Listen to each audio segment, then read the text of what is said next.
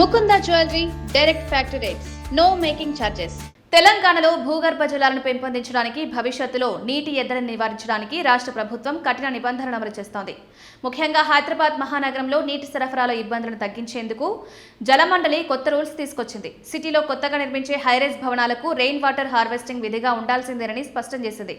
ఇకపై water harvesting ఉంటేనే హైరైజ్లకి permission ఇస్తామని జలమండలి ఎండీ అశోక్ రెడ్డి స్పష్టం చేశారు. హైదరాబాద్ ప్రజల దాహార్తిని తీర్చేందుకు ఉన్న వాటర్ సోర్స్లు దశాబ్దాలుగా పెరగలేదు, కానీ కనెక్షన్లు మాత్రం ఏటా వేలు లక్షల్లో పెరుగుతున్నాయి.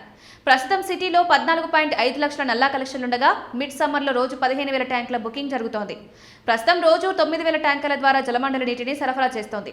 వర్షాలు పడకపోతే హైదరాబాద్ సిటీలో డిసెంబర్ నుంచి నీటి సరఫరాకి ఇబ్బందులు తప్పవని జలమండలి ముందుగానే అలర్ట్ చేస్తోంది. కొత్తగా నిర్మించే భవనాలతో పాటు ఇప్పటికే ఉన్న భవనాల్లో కూడా రెయిన్ వాటర్ హార్వెస్టింగ్ చేసుకోవాలని జలమండలి ఎండీ అశోక్ రెడ్డి సూచిస్తున్నారు. అయితే జలమండలి సూచనలు పాటించి నగరవాసులు రెయిన్ వాటర్ హార్వెస్టింగ్ పై దృష్టి పెడితేనే భవిష్యత్తులో హైదరాబాద్ నగరంలో నీటి కష్టాలు తగ్గే అవకాశం ఉంది.